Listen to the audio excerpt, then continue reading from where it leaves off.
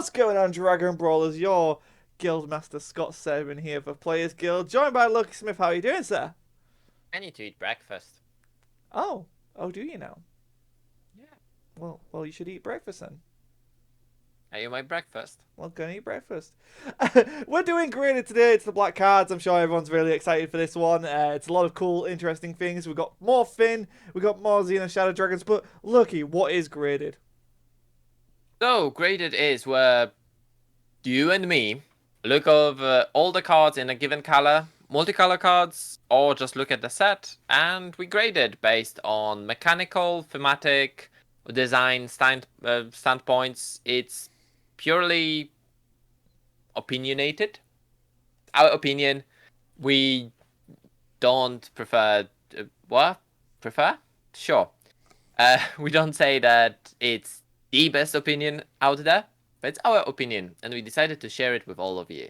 And then we give We've it a already grade. done red, blue, green, and yellow. Today is black, tomorrow is multicolor, and then we're going to round it all up as a whole set using all the assorted promos, etc. Yeah. So yeah, let's get into it. We have Finn, a very interesting take on a leader for sure, based around putting cards underneath him, and of course just absorbing the world. He also can awaken someone. Yeah, so it's really, really weird. It essentially disincentivizes your opponent from playing any one drops. He's like, please give me something I can awaken with. Nom nom nom nom. Yeah. But I think his The only one drops you can technically play is the barrier ones, but the problem is that a lot of decks needs their one drops to set up, especially when we play untapped potential. It's great. I love the what's it called? I love his awaken side so much. So if you let him awaken turn one, it's on you guys. It's on you. Because he gets 5k for every card underneath him, which that's really good because it's per player's turns, but it's very limited because you lose all of the cards underneath at the end of your turn, so you can't just have Perma Bean on your opponent's turn. And that's exactly why I think they didn't make him a margin. So you couldn't Boo make you cookie. Probably. And because they didn't want to But the give him fact that he can also get keyword abilities from absorbed battle cards is scary. Yeah, it's basically green Boo, but good. Yeah. The fact you can only get one keyword skill is good, because otherwise, getting double strike, dual attack from a battle card would be scary. Yeah, like all the keyword skills on the card. Okay. Hi, Kaioken Goku. But even then, absorbing a victory strike, absorbing a quad strike. Yeah, there's so much applications here and potential. It's amazing. And of course, at the end of your turn, and this is why the 5k boost isn't super broken, you play everything back in their areas unless they're extra cards. Unlike Boo, he just vomits everything he It just goes, have it all back, and then they're all skilllesses, and it includes unison cards. This one doesn't include the unison card. Does it There's not? one card that works with One against card. unison Okay, so cards. this is just battle cards, Yeah. and it negates a skill for the game, making them skilllesses for the game, which is then makes them super easy to eat again. And there is tons of play out on the skillless cards, right? Yeah. The first one is the Skill Hunter Imagine Boo, which is the dedicated unison, which can't be attacked by a skillless card. I love it. That's such a genius little quirk of the design philosophy. Because it stops people playing cheap skilllesses to go at it. Yeah. In a wider spectrum. But then, like you said, when skillless cards are played in your opponent's battle area, which they will be doing from various effects, you get a draw, which is great. You can plus to get power boost, which is fine. Like making a 20k swing's pretty good for a 2-cost unison. And then Or you can -1 to absorb something. Yeah. So really, really conducive to it. Really good unison. I really like it a lot. And the artwork's fantastic. This Deborah is insanely good. Deborah is ridiculous. It's good that it has that limit, but the fact still remains. You can spend 1 black, and get a 20k swinger that draws you a card. Yep. And this, I think this is super important. This could, I could see this going in sideboards if we ever get like a format where skill coup comes back. Anything that plays black, right? Because this needs a specified black energy. Yeah, like imagine this in the if we go back to set 6, the Destroyer Kings, and have skillless Goku. Imagine how good this card would be in the mirror match. Yeah. Like 20k for 1 energy, and it draws you a card on swing. Great card. Anything also that can remove skills. Didn't Bardock had something that negated the skills of the card for a turn? Potentially, I think so. Maybe Final Spirit Cannon. But yeah, it's a great common, amazing common, in fact. And then the Dabur doesn't stop there. Demonic Defender, again, a very good generic black card. That if your opponent has a skillless battle card or unison card, it gains barrier blocker and it's a cantrip. Yeah. I mean, the fact that it's a barrier blocker is very important here. I think mirror matches of Finn are going to be ridiculous. It's going to be so fun. I can't wait. I genuinely cannot wait to be playing Finn in the meta. Like, it's going to be, because we're getting tournament season out of the way now, so by the time we can start with more tournaments, Finn's going to be fine, and I'm just going to go, I'm going to take all your stuff. Then we have Skill Hunter Tower, which is a very interesting card, and I've said this a couple of times. I said it in my unboxing, and I think I said it in the reveal video. I really want to like this card, but it seems really janky. Yeah, it's... Okay, so technically, this can be either a negate, or it can be a Senzu. Yeah. Because you put a card underneath your leader, which gives it so your leader gets 5k power. Yeah. In either case, I think this card is good if your opponent has a 4-drop or less. Which is super situational. Without barrier. Yeah. And you need to have a unison on board as well, because that Spirit Boost 1 is part of the cost. Exactly. So I think it's a really cool idea for a card. I don't know if the execution warrants it being played, especially when we have a lot better black cards for countering. I think this card is good in Finn deck, mostly because of the 8-drop. Because 8-drop can turn off the barrier. Yeah, I think that's a fair shout. I like a card for Finn and probably solely for Finn. Yeah, I wish she wasn't. I wish she could have been more general. But it says if your leader card is a black Finn card. Yeah, but what's it called? If your opponent has a skillless card, it becomes a 1-drop, and like obviously Toa can get evolved on. So I don't know if there was something like that's where I was thinking with that. But yeah, it's a card designed for Finn. Yeah, it will be Xeno Evolve. You're right. No, there is some X Evolve Toas. Then Toa calling the hordes. This card's fantastic. She's just amazing. Search an android, or Demon Realm race. Yeah, okay, 3 or less. Or searches unison with 2 specified cost, which is like all of the good black unisons, not just the Majin Buu we've seen. Like, I think the scariest bit about her is the activate main, though. Which, yeah, place a card underneath it. Your opponent doesn't get the card back. Yeah, so, like, if you've absorbed something that's, even say, 30k, 25, even 20k, I guess, and you don't want them to have it back, yeah, just bye-bye. The fact that it costs you technically 2 energy, because there's a Spirit Boost and 1 black to get rid of the card, but it's not once per turn. You're right, it's not. So it doesn't say once per turn there. Denying your opponent's assets. Board. Yeah. So you take this stuff, you beat them over the head with it, and then you put it in a drop. Yeah. Yeah. That could be really nasty. And she's going to be played because she's your searcher.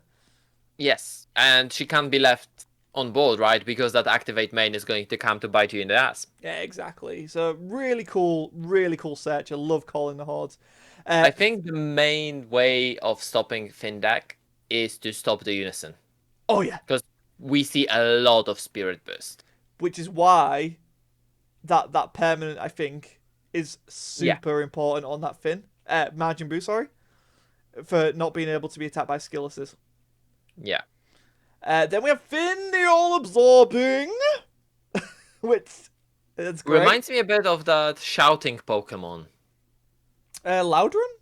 Yes. Yeah, I can see that. I think this is very much a Margin Boo pose. Like Kid Boo, Yes. where he's like... That's going to get clipped. More of a monkey, but yeah. He does the Kid Boo bounces his chest like a monkey. I know. That's so... now I just want to play Dragon Ball Fighters.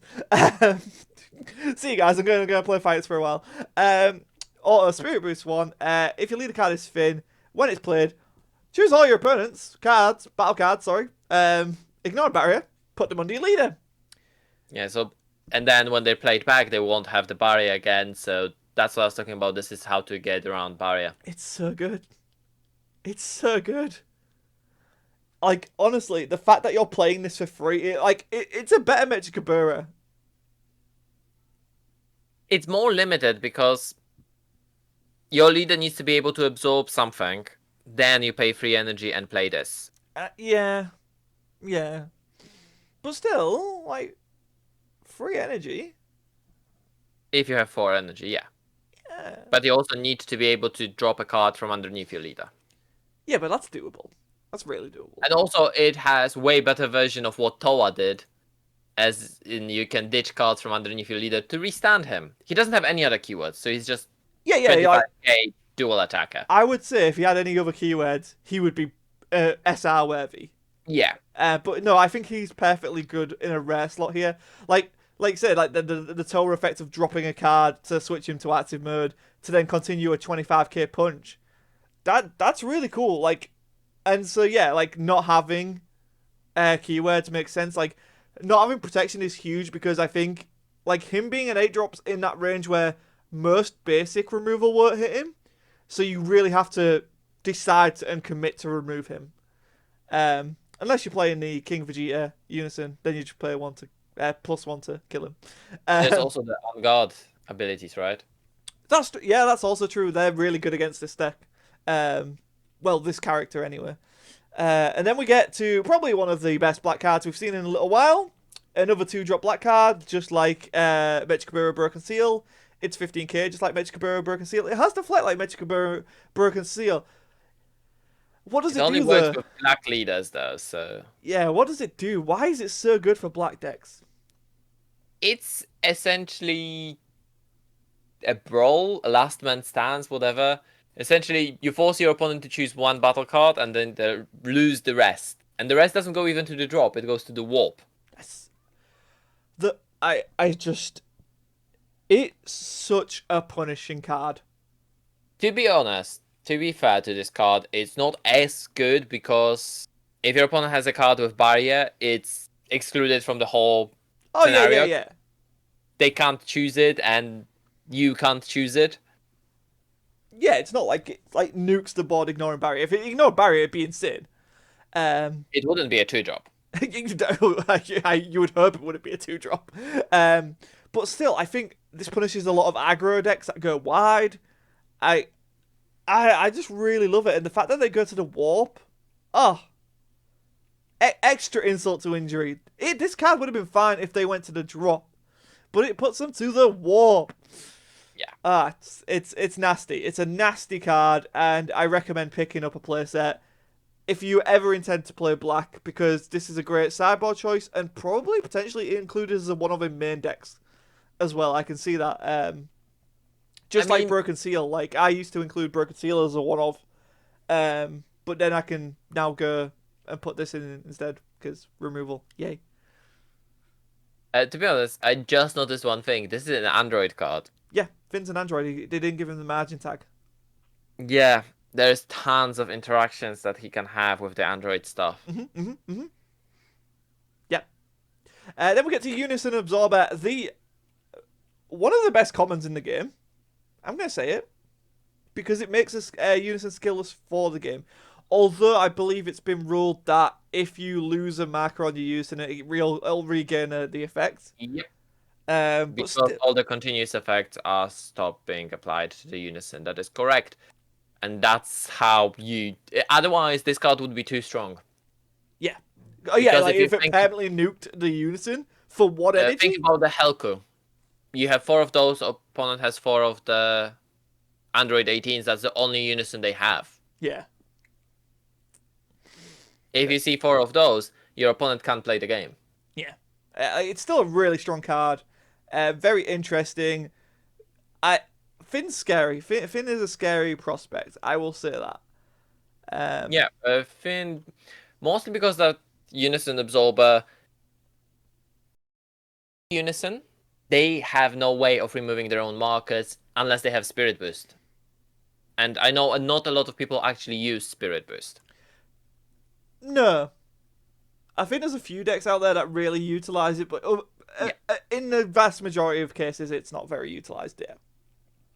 Then we get into Omega Shenron, Ultimate Darkness, which is basically Demon God Democrat powered up Xena Omega Shenron, which oh, so cool. How do you hate this? How can you hate this?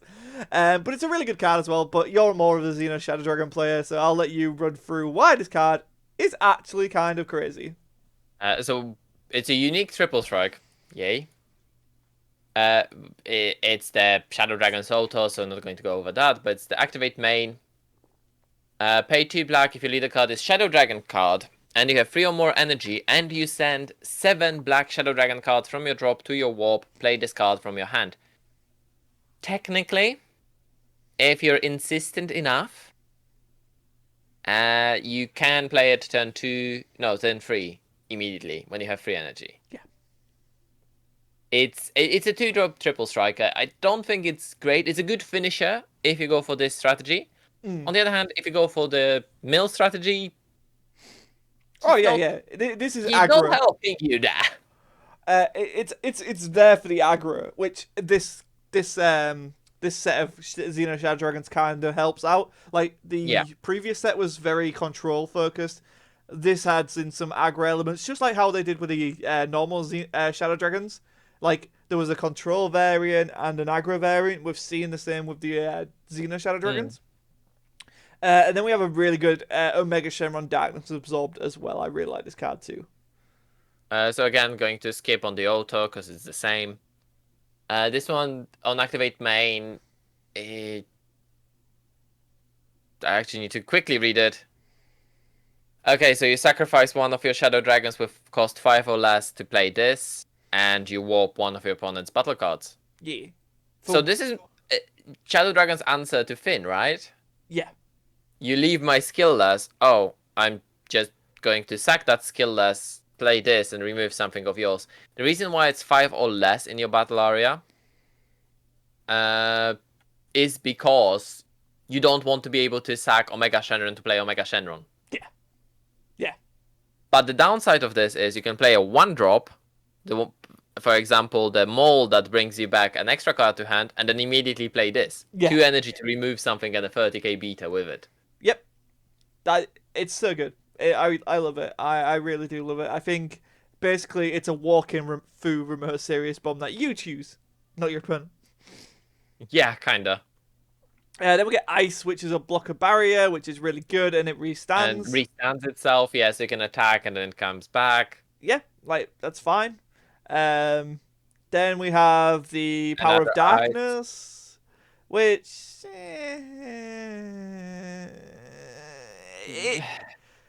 it's good with a Mega Shenron. It only restands during your opponent's turn. It's to restand the blockers. I guess, yeah. But I'll point something else out. If you combo with this, then you burst 1. You essentially speed up the mill of your deck so you can awaken earlier. So you have enough cards in your drop early on so you start only milling your opponent. I think this card is absolutely amazing for the control variant. Because restand your blockers and mill yourself up. Because you add this ice to the drop and then you burst 1. Yeah, okay, that makes sense. I get you. I can with you. Nerva Shenron Even if power you of combo with it because you blocked with your leader, you don't need to restand anything to burst one. Oh yeah, you're right. Yeah. Okay. I keep forgetting the leader as blocker. Yes. Nerva Shenron power of the darkness. Power of darkness is a critical that can be played relatively fine. I mean, it's a 3-drop critical with 20k power, but you can burst one and discard, send him from your hand to the warp, which is annoying. Yeah, it should. I wish this was drop. Yeah, it would need to be dropped, but then I think they wanted to stop it from being resurrected by Toa. Yeah, I think that's fair. I think that's a fair shout. Also, you don't want to have, because it doesn't have any cost attached to it, you will be able to drop one on turn one and immediately put, I think, 3 cards in your drop without spending an energy. Yeah, that seems like a bit strong, doesn't it? Yeah. Yeah. So you send this card from your hand to your warp. You tutor from the top 5 cards for a Black Shadow Dragon battle card with cost 5 or less. Yeah. For me, the most important thing is this card can search Oceanus. Which is the one that you want to find. Yes. Yeah, I'm looking at the control version because that's the type of player I am, right? Yeah, I agree. And the fact the fact it's a 20k critical, right? Yeah, you can still use it for that. Yeah. Then we have Nerva Shenron, Negative Energy Explosion, which, This one is amazing because it's a 3-drop that lets you resurrect Toa. Yeah, exactly. Like, if someone manages to deal with you, Toa, boom, recur. If they make her skillless and then they kill her with a double strike, you just bring her back. Yeah. And you get critical attacker on top of that. Yeah. Yeah, I agree. Like, I feel like these almost should have been swapped. Yeah, I think we had the this activate main conversation. is such an SR worthy effect. Yeah. Like, so.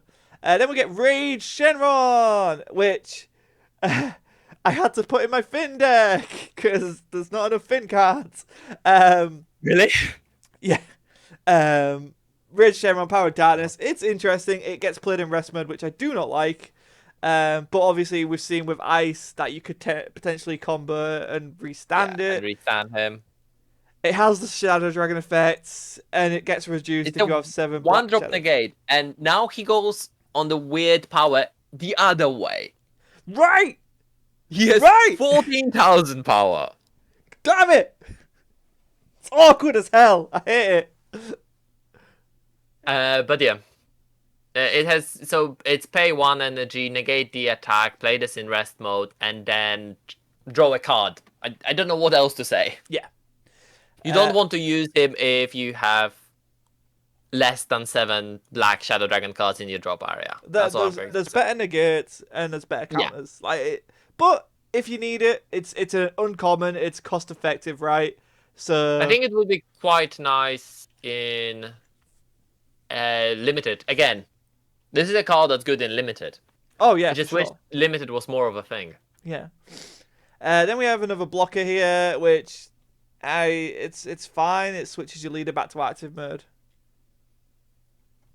Yeah. Yeah. Yeah. Absorption of Doom. I actually need to go for it. Go for it. I need to quickly check something while you do that. Okay. Absorption of Doom is a Finn specific card. It negates the attack. And if your opponent has skillless battle or unison cards in play, they can only attack 2 more times for the turn. I don't get why. Like, this is so. Not only so you negate 1 attack. Yeah. And so let's assume that your opponent's attacked with leader.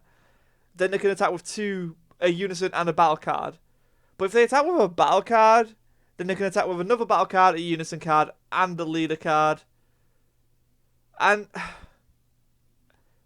we've seen better floodgates, so I think they didn't want to make it OP because of the permanent. The first attack, this is essentially giving opponents still 3 attacks in a turn, 1 of which is negated. Yeah. Which... The reason why it gives 2 attacks, in my opinion, my humble opinion, is because Finn is stripping so many skills away from the cards that it assumes one of those attacks is going to be by skillless card. That makes sense. Skillless card doesn't do anything. Yeah, that's fair. I get. Yeah, especially if you spit out like multiple cards. I can. Yeah, I can see it. I can see it. I. Yeah. And on top of that, you can activate this without paying an energy. I don't think I would ever do that. Hmm. I don't think I would ever choose to discard another black card rather than keep an energy open. Oh, interesting. I just a genuine, interesting observation. It's a fine card. Like I said, I think it's very weird. But now that you've put your eyes on it, I kind of see where it's coming from. I I just want to take a step back to Raid Shenron. Okay, we'll go back to Red Shamron. Yep. Just for one thing that I was just checking. Okay. Unison Toa's skill, the auto, is not once per turn. Which means That if you block with your leader multiple times in a turn, you get multiple markers on Toa. Oh, that's really good. Which shoots that Raid Shenron way up on the list. Yep, and he's not limited to once per turn either. Yep. He's just bursting one, which helps you. Yep. Oh wow, yes. Ray Shenron gets our approval now. See, reading the cards helps. Then we have a card explains the card. Then we have Ultimate Minus Energy Powerball. I love this card. I love this card so Card much. is stupid. It's crazy. It's choosing a battle card with 15k or less, ignore a barrier, warp it. That's just good. That's just a good Doesn't effect. negate the attack, but yeah. If it's the attacking card, it doesn't matter.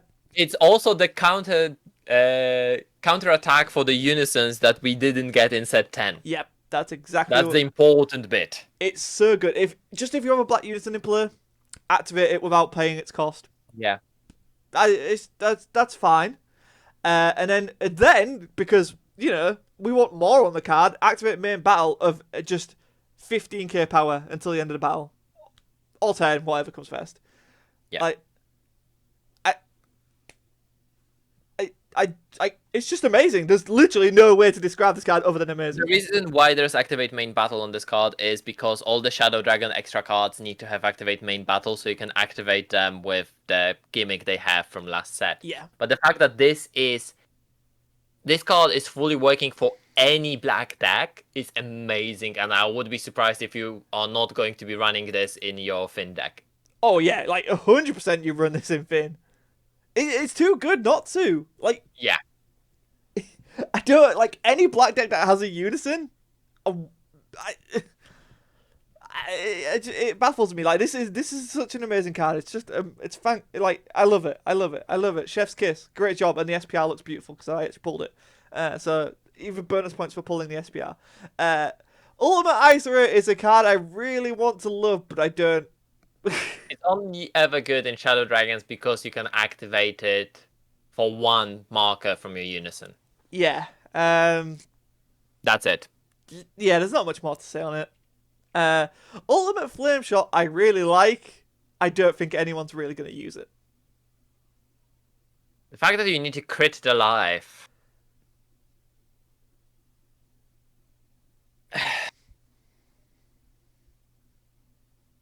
I think people will use it in the Shadow Dragons because they can't really use Brainwash No More. This is Brainwash No More that you can add to your hand with all the... It works with the deck. Yeah, but still not sure on it. Brainwash No More was good. It's just we don't see as much Cell Xeno around.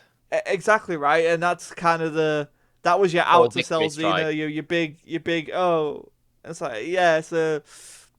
I mean, if we get to that point where Brainwash No More is used again, then yeah, this card becomes good again. But like in the worst case scenario, so Ultimate Flame Shot less, but the Ultimate Ice Ray in worst case scenario in Shadow Dragons is spend one marker to mill your opponent for 2. Because both Flame Shot and Ice Ray say your opponent mills a card. But is that great though? Like, I don't know. I mean, seeing as your opponent starts at 35 cards, by the time you're going to start using cards like this, they're going to be down to 20 cards, 10% of their deck. Yeah. I think you're underestimating how much milling, because every extra card activated in that deck is mill 1. True. You're right. I could just be like sleeping on the mill strat here, but The problem with Flame Shot is that it's as a cost you need to crit alive. I would prefer it if it was an additional effect like Ice Ray. yeah, Where you can crit alive to prevent the damage. You may, yeah. I think that would make me more comfortable with that card. Yeah, I agree. Ultimate Electric Slime, on the other hand, I love this card to bits. It's also in my Finn deck. Because there's not enough Finn cards to put in this. I like the card. I don't think it's good. Do you not? I actually do, though. Revenge. Yeah, I don't really care about the revenge. I think the +9. +9 is nice. Of course, I'm going to be using it in the Shadow Dragons. Tons of blockers. Ton of blockers. I'll give one of them revenge, and I'll make sure that that's the restanding one after I blocked with my leader. Yeah, no, I agree, but I like it. I like it a lot. I don't know. It might just be me. It's a card I like, and oh wow, and that's it for the end of black cards. Yeah. Wow, I thought there was a mirror card. No, it's a promo. Mirror's a promo. Yeah. So, I want to love this. I'm just gonna say it because it's gonna hurt me, and it's gonna get a B from me. I like Finn. There's just not enough of Finn. Yeah, I don't think there's enough cards for Finn to actually make it work. There's physically not enough cards in the set to make a deck based on him. Because I did it in the out-of-the-box deck profile, and there's really janky cards added in because there's not enough cards to make it happen. And then on top of that, the Shadow Dragons, I mean, it's nice that at least this time it was 2 sets, not 3 sets. Yeah, I'm glad we've got it done, and it's done. Yeah. The problem is that the boss monster we got doesn't really work with the strategy in my eyes. Yeah, like, it adds an element of aggro, but the whole deck doesn't aggro. Exactly, like, it's basically the aggro cards are Nova and Omega. Like, the best use of that Omega Shenron is to remove a Unison.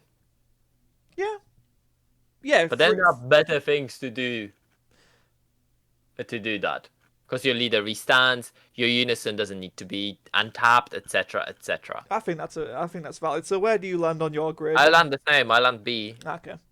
I wanted it to be a bit more than it was. I am really happy that we got that black counterattack. Oh yeah, like that black counter, like we're giving it a B, but let's not underestimate. The 2 super rares are absolutely amazing, but it feels a bit like a yellow super rares, right? Yeah, where they're just generically good. Yeah. Like, oh wait, Omega Shenron is super rare as well. I did not know that. One of these is not like the others. Yeah, so guys, thanks for watching. We'll be back tomorrow with a multicolor card graded, and then the final set review, which will be very interesting indeed. Yeah, thanks for watching. Hit that like button, hit the subscribe button, and we'll see you tomorrow. Bye.